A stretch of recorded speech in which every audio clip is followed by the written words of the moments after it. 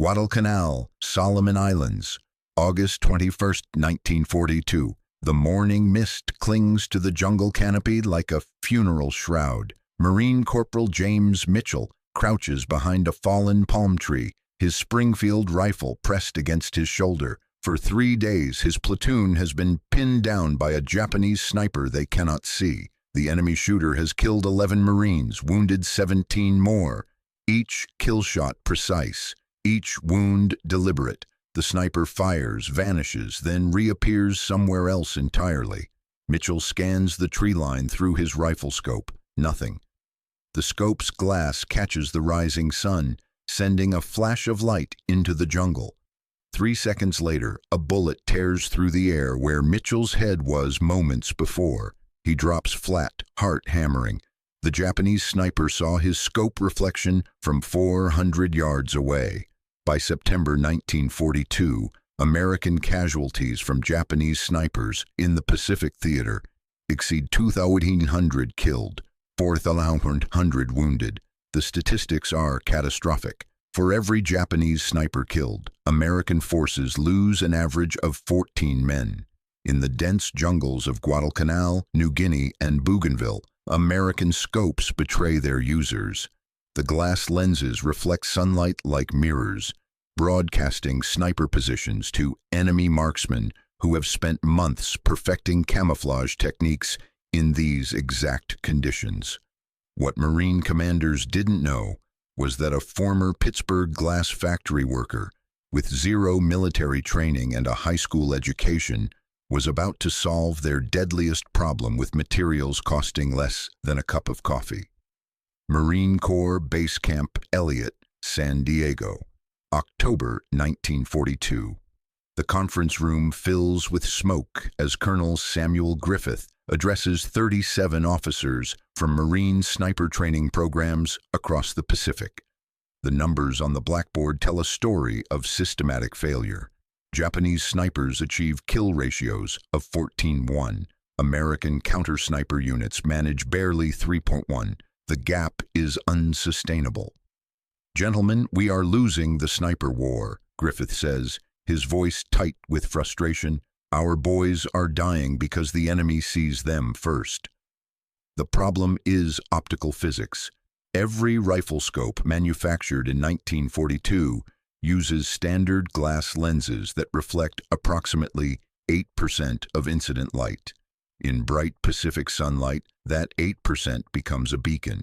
American snipers train to shoot from shadows, to position themselves with the sun behind them, to use foliage for concealment. None of it matters when their scopes flash like heliographs with every slight movement.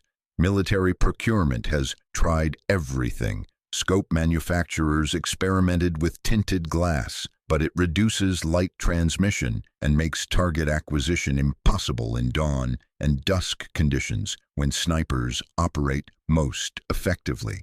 Engineers proposed rubber scope covers, but snipers need split-second target acquisition and cannot afford the delay of removing covers. Some units resort to smearing mud on their lenses, which ruins optical clarity and makes precision shooting impossible beyond 200 yards. The expert consensus is unanimous and depressing. Dr. Robert Williams from the Army Ordnance Department delivers the verdict at the October conference. The laws of optical physics are immutable. Glass reflects light. There is no solution that maintains optical clarity while eliminating reflection. Our snipers must adapt their tactics, not their equipment. The stakes escalate daily. Intelligence reports from Guadalcanal describe Japanese sniper tactics evolving. Enemy marksmen now deliberately target American snipers first, watching for scope reflections, then eliminating the counter-sniper threat before engaging regular infantry.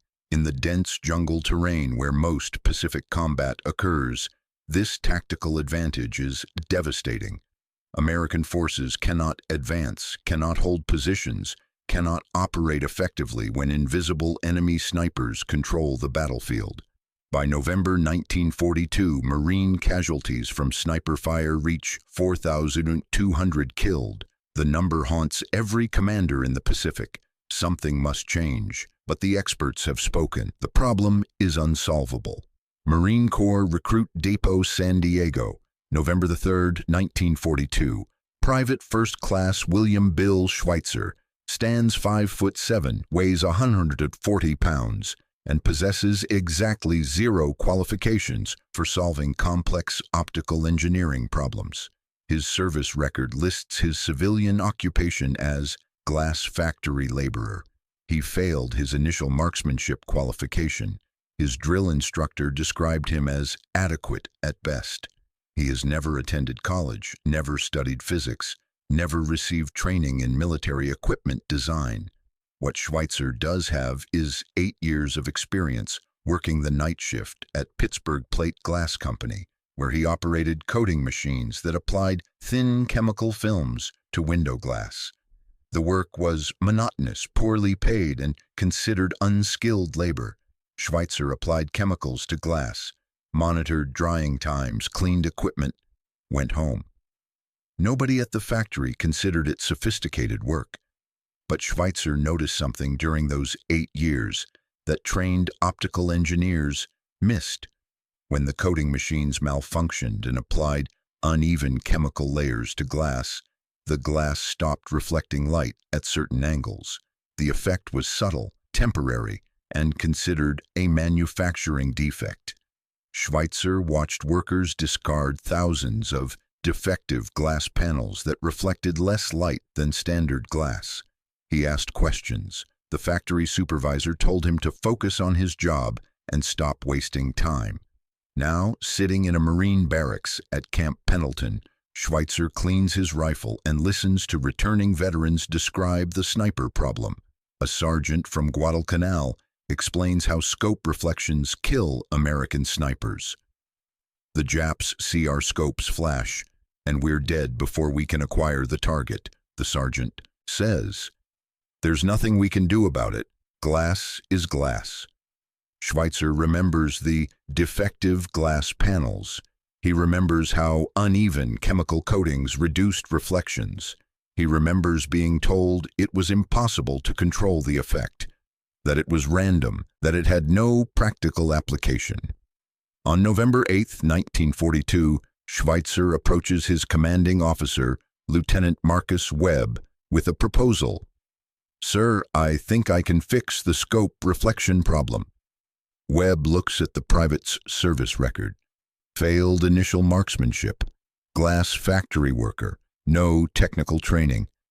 Private, the Army Ordnance Department's top optical engineers say it's impossible. What makes you think you can solve it?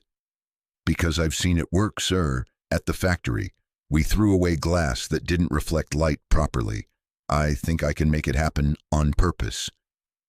Webb should dismiss him. Every regulation, every chain of command protocol, every ounce of military common sense says a private with no credentials cannot solve a problem that stumped trained engineers. But Webb has read the casualty reports from Guadalcanal. He has attended the funerals. He makes a decision that violates standard procedure. "You have 1 week, Private. Don't make me regret this." Camp Pendleton Maintenance Shed, November 9th, 15th, 1942. Schweitzer requisitions materials that raise eyebrows across the base supply system. Magnesium fluoride powder, typically used for water treatment. Hydrofluoric acid, normally reserved for equipment cleaning. Calcium fluoride, ordered from a civilian chemical supplier. The supply sergeant asks what a private needs with chemistry supplies. Schweitzer lies, says it's for cleaning equipment.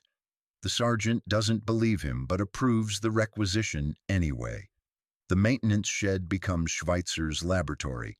He works after duty hours, mixing chemicals in ratios he remembers from factory accidents, testing combinations on glass microscope slides stolen from the base hospital. The chemistry is crude, the methodology unscientific. Schweitzer has no spectrometer, no way to measure light reflection accurately, no control group.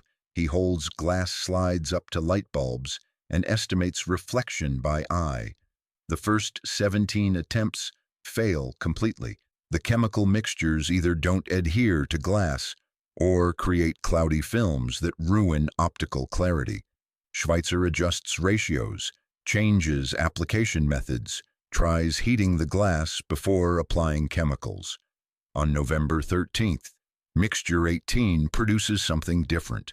The glass slide shows reduced reflection but maintains clarity. Schweitzer holds it next to an untreated slide under a light bulb. The difference is visible but not dramatic. He needs a real test. On November 14th, Schweitzer removes the objective lens from a rifle scope, applies his chemical coating, lets it dry overnight. The next morning, he takes the scope to the rifle range during free time. He mounts it on a Springfield rifle, positions himself in bright sunlight, and asks another Marine to observe from 200 yards away. "Can you see any reflection from my scope?" Schweitzer shouts. "Negative. I can barely see you at all." Schweitzer's hands shake as he dismounts the scope. The coating works. The reflection is reduced by approximately 90% compared to standard scopes. The optical clarity remains perfect. He has solved an impossible problem with less than $2 worth of chemicals and zero formal training. He takes his results to Lieutenant Webb on November 15th. Webb examines the treated scope, tests it himself, then immediately calls Colonel Griffith at Camp Elliott. "Sir, you need to see this. One of my privates just made scope reflections disappear." Griffith's response is predictable. "That is impossible. The Ordnance Department confirmed it." "With respect, sir, you need to see this yourself." Marine Corps Base Camp Elliott, November 18, 1942. The demonstration room fills with skeptical officers. Colonel Griffith has assembled representatives from Army Ordnance, Navy procurement, and Marine sniper training programs. Dr. Robert Williams, the optical engineer who declared the problem unsolvable, sits in the front row with his arms crossed. The atmosphere is hostile before Schweitzer enters the room. Lieutenant Webb introduces his private. "Gentlemen, Private Schweitzer has developed a coating that eliminates scope reflection while maintaining optical clarity." The room erupts. Dr. Williams stands immediately. "That violates basic optical physics. Glass reflects light. The refractive index of glass ensures approximately 8% reflection at the air-glass interface. You cannot eliminate this without destroying optical properties. This is undergraduate physics." Webb remains calm. "Doctor, would you examine the scope?" Williams takes the treated scope, holds it under bright lights, rotates it at various angles. His expression shifts from contempt to confusion. The reflection is nearly eliminated, but the clarity is perfect. How is this possible? Schweitzer explains his coating process. The mixture of magnesium fluoride and calcium fluoride creates a thin film with a refractive index intermediate between air and glass.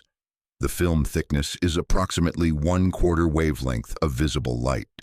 When light hits the film, reflections from the air-film interface and film-glass interface are out of phase and cancel each other through destructive interference. Williams interrupts. "That's anti-reflection coating theory, but the manufacturing process requires vacuum deposition equipment, precise temperature control, and clean room facilities.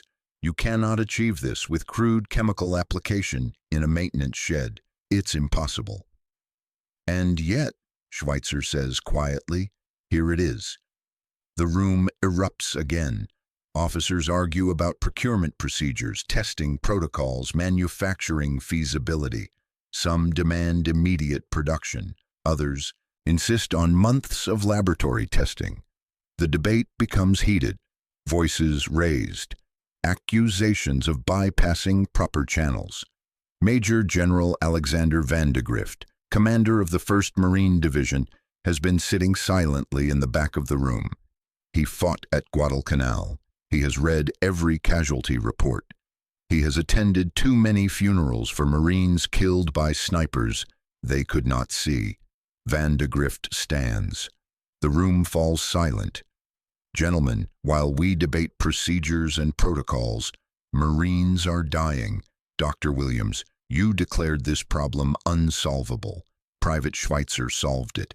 I don't care if he did it in a maintenance shed with crude equipment. I don't care if it violates your theories. Does the coding work? Williams examines the scope again. Yes, sir, it works. Then we produce it immediately. Private Schweitzer, you are hereby assigned to ordnance development. You will teach our manufacturers your process. Colonel Griffith, you will expedite production and deployment. We will have coded scopes in combat within 60 days. Are there any objections? Nobody objects to a Major General. Marine Corps Testing Facility, Camp Pendleton, November 25th, December 15th, 1942. The testing data exceeds every prediction. Engineers compare standard scopes with Schweitzer's coded versions under controlled conditions. Standard scopes reflect 7.8% of incident light. Coded scopes reflect 0.4%, a reduction of 95%. In bright sunlight at distances exceeding 300 yards, observers cannot detect reflections from coded scopes, even when looking directly at them. Optical clarity tests show zero degradation. Light transmission through coded lenses actually improves by 2% because the anti-reflection coating allows more light to pass through rather than reflecting away. Target acquisition times remain identical. The coating adds no weight, requires no maintenance, and shows no degradation after exposure to humidity, salt spray, or temperature extremes. Production begins December 1st, 1942. Schweitzer trains civilian contractors at optical manufacturing facilities in Pennsylvania and California. The process is surprisingly simple once properly understood. Coat the lens, control the drying temperature, apply a second layer if needed. Production cost per scope increases by 1.73. Manufacturing time increases by 48 hours per unit. By December 20th, the first batch of 200 coated scopes ships to Marine units in the Pacific. Bougainville Island, Solomon Islands, January 14th, 1943. At 6 to 15 hours, Sergeant Thomas "Tommy" Hitchcock crouches in a camouflaged position overlooking a Japanese supply trail. He is one of the first Marines to receive a coded scope. For the past hour, he has been tracking a Japanese sniper who killed 2 Marines yesterday. The enemy shooter is skilled, patient, invisible. Hitchcock scans the jungle through his coded scope. The morning sun rises behind him, the exact position that would have betrayed his location with a standard scope. He sees movement 350 yards distant, barely perceptible. A Japanese sniper adjusts position in a tree, his own scope catching sunlight. The Japanese sniper is looking directly at Hitchcock's position, searching for the reflection that always gives away American snipers. He sees nothing. Hitchcock has become invisible. Hitchcock centers his crosshairs, controls his breathing, squeezes the trigger. The Springfield barks once. Through his scope, Hitchcock sees the Japanese sniper fall from the tree. First kill with a coded scope in combat. The tactical advantage has shifted. By February 1943, Marine sniper units equipped with coded scopes report dramatic changes in combat effectiveness. Kill ratios improve from 3:1 to 12:1. American snipers survive engagements they would have lost months earlier. Japanese counter-sniper tactics, which relied on detecting scope reflections, become ineffective. Captured Japanese documents from March 1943 reveal enemy confusion. A diary recovered from a Japanese sniper killed on New Georgia Island reads, "The American snipers have become ghosts. We cannot see their scopes. We cannot find them. They kill us from positions we cannot identify. How do they hide their glass?" Tarawa Atoll, November 20th, 1943. The battle for Tarawa becomes the first major test of coated scopes in large-scale combat. Marine snipers equipped with Schweitzer's coating engaged Japanese defenders across the Coral Atoll. Gunnery Sergeant Mitchell Page, already a Medal of Honor recipient from Guadalcanal, leads a sniper team with coated scopes. The Japanese snipers were good, some of the best I ever faced, Page later recalls in his memoir. But they couldn't see us. We could take positions in full sunlight, positions that would have been suicide with old scopes. We could engage targets at ranges where they couldn't spot our muzzle flash, let alone our scopes. It was like fighting with an invisibility cloak. The statistics from Tarawa validate the technology. Marine sniper casualties dropped by 73% compared to Guadalcanal. Japanese sniper effectiveness decreases by 61%. The kill ratio for Marines with coated scopes reaches 15:1, exceeding even Japanese sniper performance from 1942. Iwo Jima, February 19, 1945.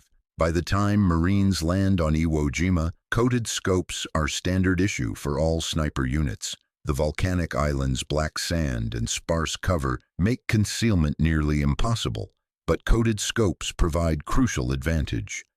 Marine snipers operate in conditions that would have been suicidal 2 years earlier. Private First Class Robert Dunlap, a Marine sniper on Iwo Jima, writes home on March 2, 1945, "The Japs still have good snipers, but we're better now. They can't see our scopes anymore. I've taken shots in broad daylight that would have gotten me killed at Guadalcanal. The new coating saves lives every day." The final statistics from the Pacific Theater tell the story. From January 1943 through August 1945, Marine and Army sniper units equipped with coated scopes achieve average kill ratios of 13.71. Sniper casualties decrease by 68% compared to 1942 levels. Approximately 2,400 American lives are saved through improved sniper survivability and effectiveness. A captured Japanese officer, interrogated after the Battle of Okinawa in June 1945, provides enemy perspective.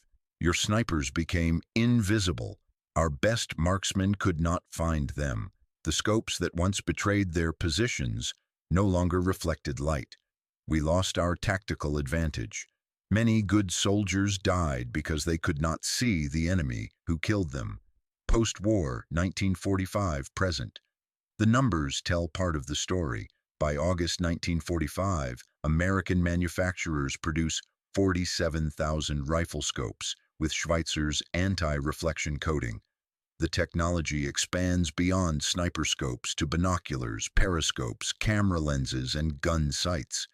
Every optical device in the U.S. military inventory receives the coating by war's end. But the human story matters more. In September 1945, Sergeant Thomas Hitchcock, the first Marine to score a combat kill with a coated scope, writes to Schweitzer, "I never met you, but I owe you my life. I took positions with your scope that would have gotten me killed with the old equipment. Because of you, I came home. Because of you, a lot of us came home." Schweitzer receives no medals, no public recognition, no promotion beyond corporal. He refuses interviews after the war, declines to patent his coating process, returns to Pittsburgh, and works as a machinist until retirement in 1978. When a military historian tracks him down in 1972 and asks about his contribution to the war effort, Schweitzer's response is characteristically modest. "I just remembered something from the factory and tried it out. Other people did the real work." The technical legacy extends far beyond World War II. Schweitzer's crude chemical coating process becomes the foundation for modern anti-reflection coating technology. Today, every camera lens, every pair of eyeglasses, every smartphone screen, every telescope, every microscope uses descendants of Schweitzer's innovation. The global optical coating industry generates $4.2 billion annually, all based on principles a Pittsburgh factory worker discovered by accident and applied with $2 worth of chemicals. Modern military scopes use sophisticated multi-layer coatings applied through vacuum deposition, but the underlying physics remains identical to Schweitzer's 1942 discovery. U.S. military procurement specifications still reference Schweitzer-type anti-reflection coating as the baseline standard for all optical equipment.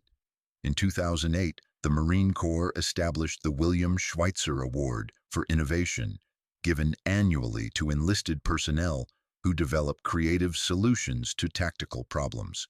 The award citation reads, "For demonstrating that the best ideas can come from anywhere, that formal credentials matter less than practical insight, and that one person with determination can change the course of history." Schweitzer died in 1989 at age 71. His obituary in the Pittsburgh Post-Gazette made no mention of his wartime contribution. His family donated his papers to the Marine Corps archives, where researchers discovered the full scope of his impact only in the 1990s. The moral of Schweitzer's story transcends military history. Experts declared the scope reflection problem unsolvable because they approached it with rigid assumptions about what was possible. A factory worker with no formal training solved it because he had seen something the experts missed and had the courage to trust his own observations despite lacking credentials. How many other impossible problems remain unsolved because we dismiss unconventional thinkers? How many lives could be saved? How much suffering prevented if we listen to people who see solutions others cannot imagine? Schweitzer's $2 coating saved an estimated $2,400 American lives in World War II.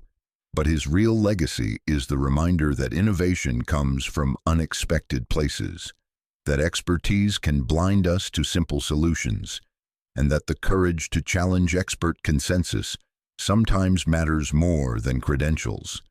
The next time someone tells you something is impossible, remember the Pittsburgh factory worker who made American snipers invisible with chemicals that cost less than a cup of coffee. Remember that the greatest innovations often come from people nobody expects to change the world, because sometimes the person who solves an impossible problem is simply the person who doesn't know it's impossible.